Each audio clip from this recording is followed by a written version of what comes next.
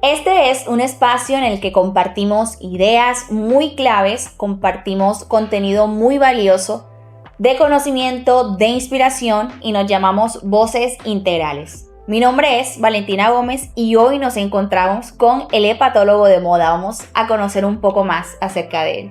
Gracias, mi nombre es Carlos Mario Díaz Rosso y me encuentro en las redes sociales como el hepatólogo de moda, en Instagram, en TikTok, Facebook, en todo. Bueno, yo soy médico internista, especialista en hepatología clínica y trasplante hepático. Inicié mis estudios de medicina general en la Universidad del Sino de Montería. De ahí me fui a especializarme a Argentina, Brasil y Chile, donde hice especialidades de medicina interna, hepatología y trasplante hepático. Llegué a mi tierra, fui primer hepatólogo en Córdoba y Sucre que llegué, digamos, con esa especialidad acá. Y fue muy complejo, porque no fue fácil hacer la necesidad de esta especialidad que es muy escasa en Colombia. Es realmente muy importante que lo tengamos en este espacio. Creo que podemos aclarar muchas dudas, podemos tener una conversación súper buena y vamos directo al punto el día de hoy. La primera pregunta que estuvimos conversando y queremos también traerla a este espacio es acerca del hígado. El hígado es un órgano que es muy clave para la desintoxicación del cuerpo. ¿Cuáles son esos principales enemigos que podemos identificar para que el hígado no funcione bien?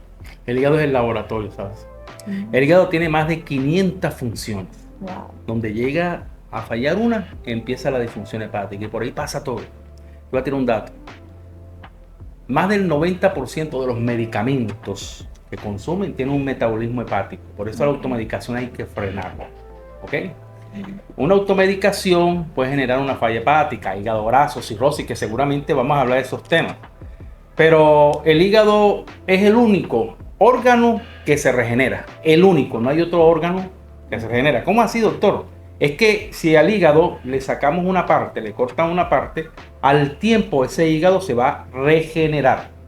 Ahora, te puedes imaginar con el tiempo cuando le metes el alcohol, le metes los alimentos que no debes ingerir, o te automedicas y entre otras cosas, los virus, bacterias, autoinmunidad, hace que ese hígado se inflame y se ponga cirrótico, es decir, duro. Entonces tiene que pasar un proceso.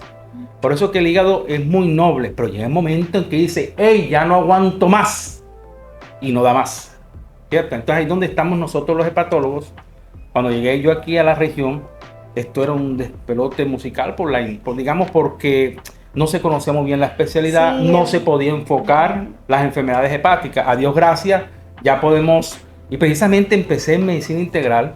El doctor Jaime me dio la oportunidad aquí fue la primera parte donde empecé a ejercer mi hepatología con esta empresa. Sí es cierto que existe muchas veces un poco de ignorancia de parte de la ciudadanía en cómo todos los órganos son importantes y cumplen un rol importante, pero si hablamos de que el hígado tiene más de 500 funciones, hay que prestarle una atención especial. Correcto. Es por eso que también tenemos esta pregunta, teniendo en cuenta que en medicina integral tenemos una ruta de salud mental, quisiera agregarlo al tema.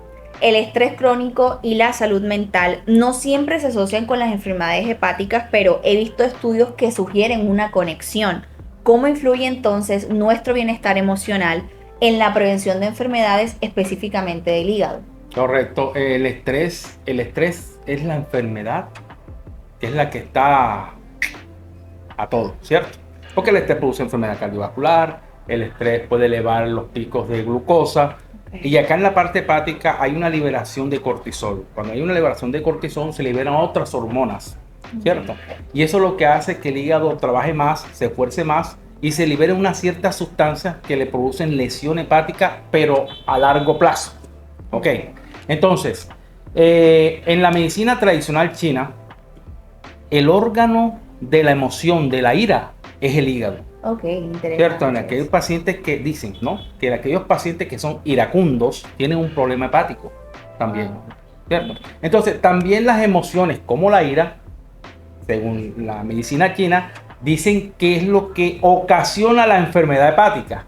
Había que mirar la evidencia, pero digo lo que he leído, ¿cierto? Pero acá sabemos que las enfermedades hepáticas le ocasionan ciertas náuseas, como son el alcohol, como son las hepatitis autoinmunes, el virus de la hepatitis B, virus de la hepatitis C, la grasa hepática propiamente, cáncer de hígado, la automedicación de manera impresionante aquí en nuestro medio, creo que en parte del mundo, lo mismo que pacientes con traumatismo, pacientes que generan, digamos, tienen enfermedades por depósito de cobre, depósito de hierro, en fin, hay más de 40 causas que generan hepatopatía o enfermedad hepática. Entonces son muchos los aspectos que hay que tener en cuenta para evitar estas enfermedades que puedan afectar este órgano tan importante.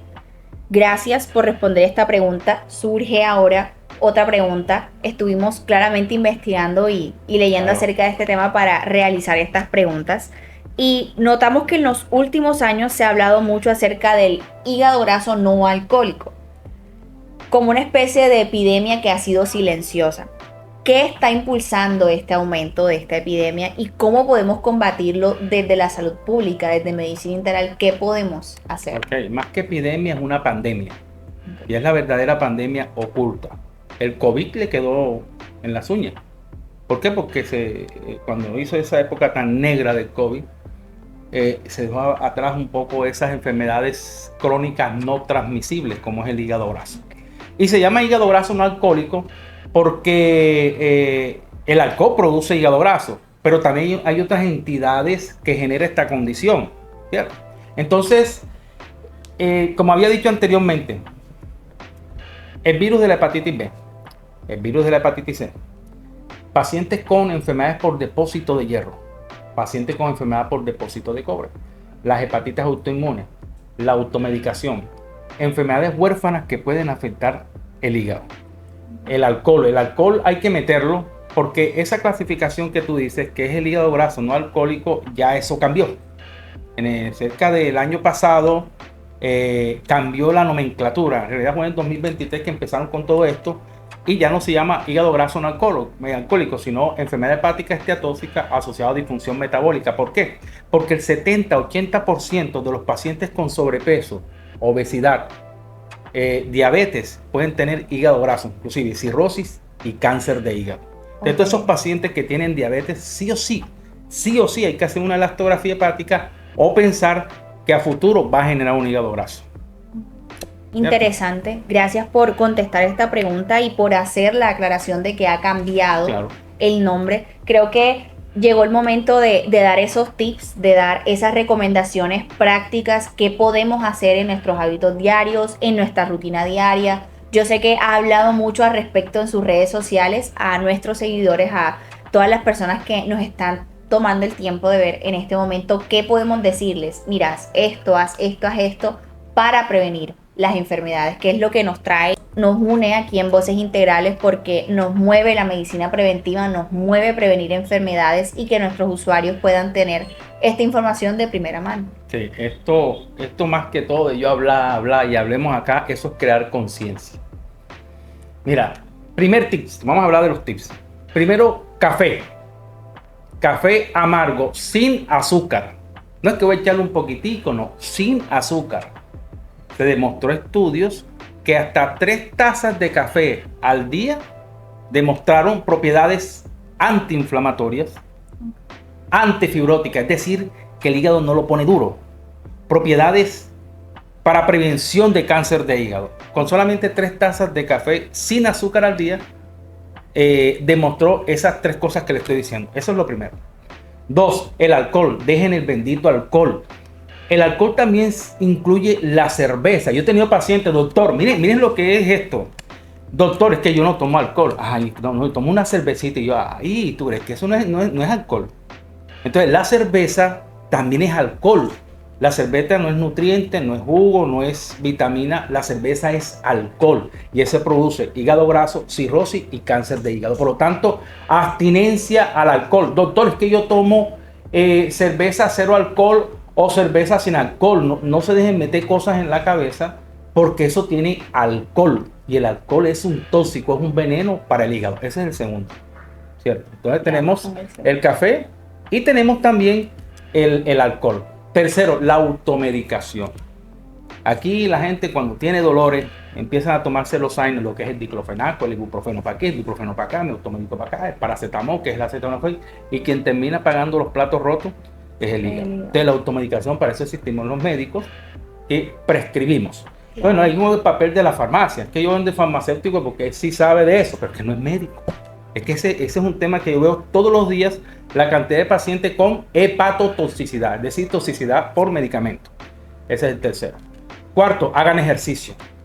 Por lo menos 150 minutos semanal, es decir, 30 minutos diarios. Hagan ejercicio, hagan ejercicio. El hígado, digamos, se lo va a agradecer.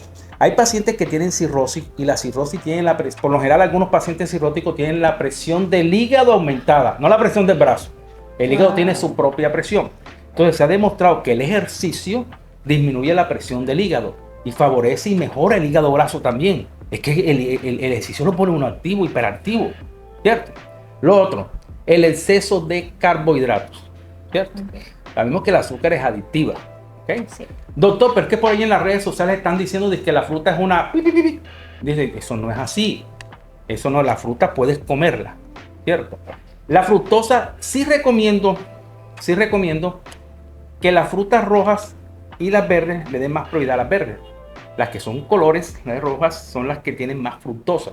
Pero no quiere decir que si me provoca comerme una uva morada o una uva roja, me la como, pero darle prioridad a la otra, por la cantidad de fructosa. Entonces ya tenemos un exceso de carbohidratos también. Lo otro, asoléate 5 o 10 minutos, apenas salga el sol, asoléate. Porque de alguna forma el hígado favorece a la producción de vitamina D.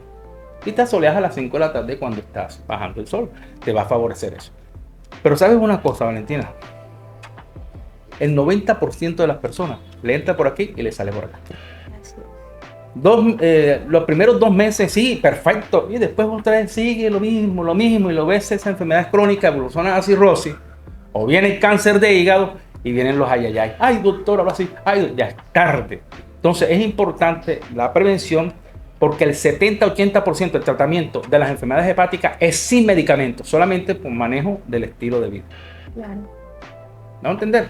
Traten de no utilizar en las cocinas, en la comelona, esos condimentos, triglicéridos, sabor, Maggi, esas cosas no están, te satura el hígado por el glutamato monosódico. ¿Cierto? Aumenta de peso, favorece el hígado graso, insulino resistencia y toda esa cascada que genera de diabetes, obesidad, todo eso es lo que saben. Cigarrillo también, se ha demostrado casos de toxicidad hepática por cigarrillo también. Entonces, en fin, con esas medidas preventivas ponemos tener un hígado saludable. Pero es muy complejo, no solamente aquí en nuestra región, sino en muchas partes. Las redes sociales explotan con infodemia, explotan con desinformación. Empiezan a automedicarse esas hierbas que están ahí. Que la valeriana, que me como la manzanilla, que me tomo no sé qué cosa. Sí, puedes tomártela, pero es que todo en exceso es malo. Paracelso decía algo: todo es veneno, nada es veneno, depende de la dosis, ¿cierto? Entonces hablan de la silimarina, que el cardomariano. Sí, no hay estudios que demuestren que la silimarina o cardomariano quite el hígado graso.